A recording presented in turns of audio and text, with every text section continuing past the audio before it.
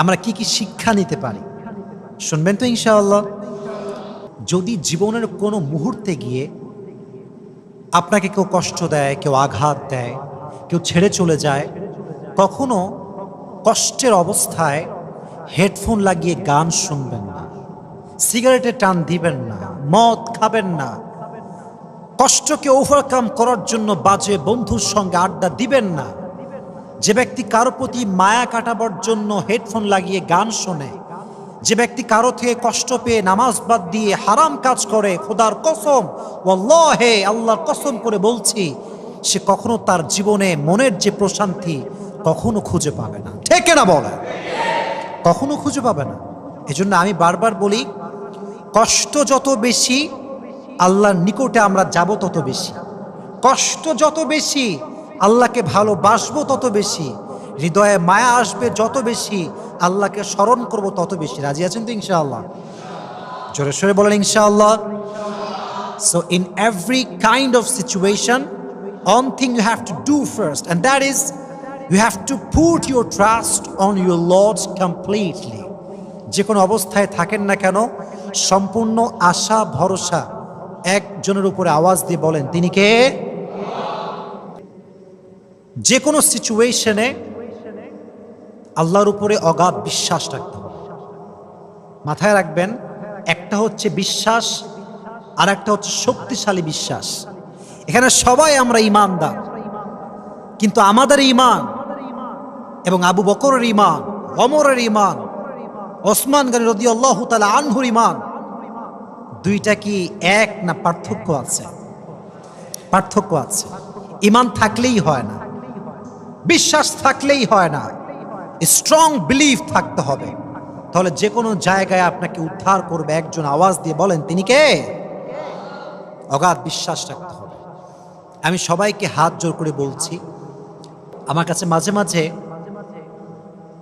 বলছি, এটা কাউকে আঘাত করার জন্য না, মোটিভেট করার জন্য। অনেক যুবক এসে বলে যে, হুজুর, I had a relation and I just broke up that relation. কেবলই ব্রেকআপ করে আসছি, বাট এটাকে মানে ওভারকাম করতে পারছি না, ভোলা যাচ্ছে না। অলওয়েজ এই চিন্তাটা মাথায় আসে। দেখেন, আমি সবসময় আপনাদেরকে মোটিভেট করার জন্য বলি, লাইফে যেটা যখন লেখা আছে এটা তখনই আসবে। তার আগে যদি আপনি ভুল মানুষের প্রতি মায়া রাখেন, ভুল মানুষকে ভালোবাসেন, ভুল মানুষকে আপনি মন থেকে চান, আপনি শুধুমাত্র ছ্যাঁকা খাবেন, আপনার জীবনে ভালো কিছু হবে না। এজন্য কথা সেই, কেউ ছেড়ে গেলে ভরসার জায়গা একজন। আওয়াজ দিয়ে বলেন, তিনি কে? মাঝে মাঝে আমরা মেসেজ করি যারা ভালোবাসতাম তার, কি লিখি? তুমি মনে হয় সত্যি আমার কপালে নেই, তাই আমি পেলাম না। এই যে একটা ইমোশনাল ডায়ালগ, আবেগী কথা, মায়ার কথা, আপনি যখন কোনো মেয়েকে লিখছেন যে আমি তোমাকে ভালোবাসতাম কিন্তু পেলাম না, বিশ্বাস করেন আপনার প্রিয় ভাইয়েরা, আমার যুবক ভাইয়েরা, ওই মেয়ের কাছে আপনার ব্যক্তিত্ববোধ ছোট হচ্ছে। কারণ অলরেডি সে একজন যুবকের হয়ে গিয়েছে, এখন তার একজন জীবন সঙ্গী আছে। She don't care about yourself. আপনি কই যাবেন, বাঁচবেন না মরবেন, she don't care about that. এজন্য মনে রাখবেন, মানুষের কাছে যত বেশি আবেগ কম প্রকাশ করবেন, আপনি তত বেশি ভালো থাকবেন। মানুষের সামনে আপনার চোখের পানি আপনি যত বেশি ঝরাবেন, তত বেশি আপনি সস্তা হবেন। আর যত বেশি আপনার চোখের অশ্রু আল্লাহর সামনে ঝরাবেন, তত বেশি আপনি সম্মানিত হবেন। সুবহানাল্লাহ পড়েন। এই জন্য কখনো কাউকে টেক্সট করবা না যে আমি তোমাকে হারিয়ে ফেলেছি, মানে I have lost my everything. No, you don't have lost anything. No, আপনি কিছু আপনি লস্ট করেন না, আপনার সব আছে। আল্লাহ আপনাকে সব দিয়েছে, জাস্ট আবার দাঁড়িয়ে যান। ভরসা যদি আল্লাহর উপরে সঠিকভাবে হয়, আপনাকে রাস্তা দেখায় দিবে একজন। আওয়াজ দিয়ে বলেন, তিনি কে? আল্লাহ আমাদের সবাইকে আল্লাহর উপরে অগাধ বিশ্বাস রাখার তৌফিক দান করুন। আমিন বলবেন না? জোরে সোরে বলেন আমিন।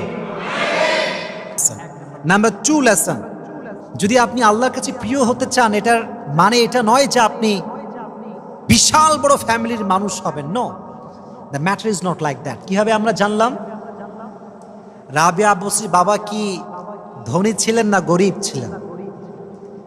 বুঝি নাই, ধনী না গরিব? গরিব ছিলেন। হি ওয়াজ নট রিচেস্ট ম্যান, গরিব ছিলেন তিনি, ধনী ছিলেন না। তো গরিব ছিলেন ঠিকই, কিন্তু আল্লাহর প্রিয় বান্দা ছিলেন। সুবহানাল্লাহ পড়েন। তো মাঝে মাঝে আমরা মনে করি আমরা তো গরিব, আল্লাহর কাছে মনে হয় আমাদের কোনো দাম নাই, আমরা মনে হয় জান্নাতে যাব না। হাদিস শোনা, গরিব মানুষরা বড়লোকের চাইতে 500 বছর আগে জান্নাতে প্রবেশ করবে। কত বছর আগে? 500 বছর আগে। এবং জান্নাতে যাওয়ার সময় কাতারে সবার আগে যারা থাকবে তারা হচ্ছে মধ্যবিত্ত পরিবারের সন্তান, গরিব ফ্যামিলির সন্তান। সুবহানাল্লাহ। এজন্য আল্লাহর ওলি হওয়ার জন্য রিচেস্ট ফ্যামিলি বিলং করাটা it's not a big deal, it's not important. আমরা যতটুকু আছি এখান থেকেই আল্লাহর প্রিয় হওয়ার চেষ্টা করবো। রাজি আছেন তো ইনশাআল্লাহ? আচ্ছা, নাম্বার 3, এটা খুবই সহজ এবং এটা আমরা সবাই জানি।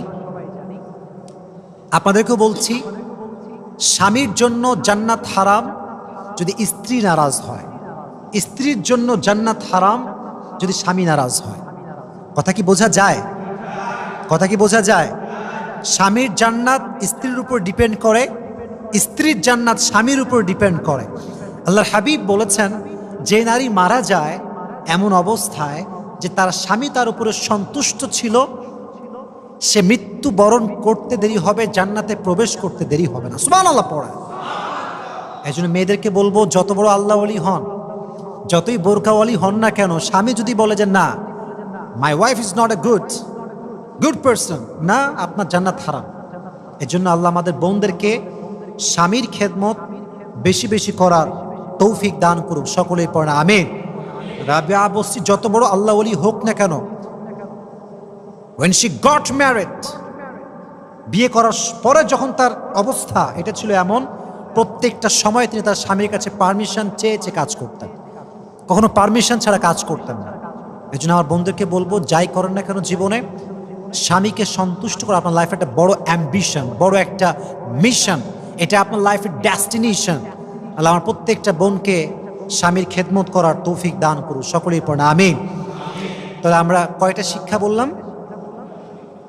কয়টা বলেছি? 3টা। 1, আল্লাহর উপরে কি বিশ্বাস? অগাধ বিশ্বাস, স্ট্রং ফেথ। নাম্বার 2, কে বলতে পারেন? আল্লাহওয়ালা হওয়ার জন্য বড়লোক ফ্যামিলি দরকার নাই, গরিব হলেও চলে। নাম্বার 3 বলেছিলাম কি, যদি আপনি জান্নাতে প্রবেশ করতে চান পুরুষ হয়ে, স্ত্রীকে সন্তুষ্ট করতে হবে। যদি আপনি জান্নাতে প্রবেশ করতে চান নারী হয়ে, স্বামীকে সন্তুষ্ট করতে হবে। এটা দরকার আছে না নাই? আল্লাহ আমাদের সবাইকে রাবিয়া বসরির জীবন থেকে আমরা যতটুকু বলেছি, যা যা বলেছি, আল্লাহ আমাদের সবাইকে এটা মানা, বোঝা এবং আমল করার তৌফিক দান করুন। সকলেই মন খুলে পড়ে আমিন।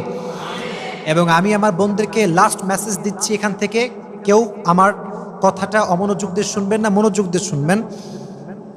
আমি মনে করি যদি বর্তমান মেয়েদেরকে রাবিয়া বসরির সঙ্গে মিলানো হয়, তাহলে পার্থক্য হবে লাইক আসমান এবং জমিন, আকাশ জমিনের পার্থক্য। কেমন পার্থক্য দেখেন, আজকালকার মেয়েরা এত বেশি মডার্ন, বাসাতে যে খাবে এটাও পছন্দ করে না, বাইরে গিয়ে খেতে হবে, রেস্টুরেন্টে যাওয়া লাগবে, অমুক জায়গায় পিৎজা খাওয়া লাগবে, বার্গার। ঠিক আছে, শখ হিসেবে ঠিক আছে, বাট নট এভরি টাইম, সবসময় ঠিক না। যখন আপনি বারবার বাহিরের খাবার খান, এতে করে আপনি বারবার বাহিরে যান, আর নারী যতবার বাহিরে যায় তার পর্দার খেলাফ হওয়ার আশঙ্কা তত বেশি। ঠিক না বলেন যুবক ভাইয়েরা? বাহিরে কম যেতে হবে। রাবিয়া বসরি আজীবন বাসায় কাটিয়েছেন, আপনার এত বাইরে যাওয়ার কি দরকার? আচ্ছা, আবার অনেক মেয়ে দেখবেন কিছুটা আলগা মডার্ন টাইপের, এরকম মেয়ে তো ভাই নাই? আছে আলগা মডার্ন মেয়ে বাংলাদেশে আছে? আছে। জামা কাপড় পরে অনেক টাইট ফিটিং, আর মাশাআল্লাহ নিউজ তো আছেই। সময় টিভি বলেন, যমুনা টিভি বলেন, এটিএন বলেন, বাংলা ভিশন বলেন, নিউজ চ্যানেল বলেন, যা আছে সারাটা দিন নায়িকা কি করলো, কার কয়টা বাচ্চা হইল, কার সঙ্গে কার প্রেম ছিল, কে কোন বিদেশে গিয়ে ঘুরছে। What is this? What is this? জানতে চাইছি আমরা। ভালো নিউজ কভার করে না, সারাটা দিন কোন ফিল্ম কি হইল, কোন নায়ক কারে কি ঠ্যাস মারল। What is this? এটা কি এইসব? সারাটা দিন এগুলো তারা শো করে মিডিয়ারা। এই জন্য মেয়েদেরকে বলছি, বোনেরা আমার, উলঙ্গ জামা পরবেন না। রাবিয়া বসরির মতো আল্লাহ ওলি হলে আপনার দুনিয়াকে সুখময় করে দিবে। একজন আওয়াজ দিয়ে বলেন, তিনি কে? আল্লাহ প্রত্যেকটা মেয়েকে রাবিয়া বসরির চরিত্রবান হওয়ার তৌফিক দান করুক। সকলেই পড়ে আমিন। আমরা বোনদেরকে রেসপেক্ট করি, সম্মান করি, প্রত্যেকটা মেয়ের প্রতি সম্মান রেখে আমরা কথা বলি। We talk about from the reality, we discuss from the reality, always we focus on the reality, what happens and what's going on, এটা নিয়ে আমরা কথা বলি। এজন্য আমি বন্ধুকে বলবো, রাগ করবেন না, যা যা বলেছি আপনারাও একটু শেয়ার করবেন বোনদের সঙ্গে, এবং প্রত্যেকটা বোনকে বলবো একটু ট্রাই করবেন আমল করার জন্য। আল্লাহ আমাদের সবাইকে তৌফিক দান করুন। সকলেই পড়না আমিন।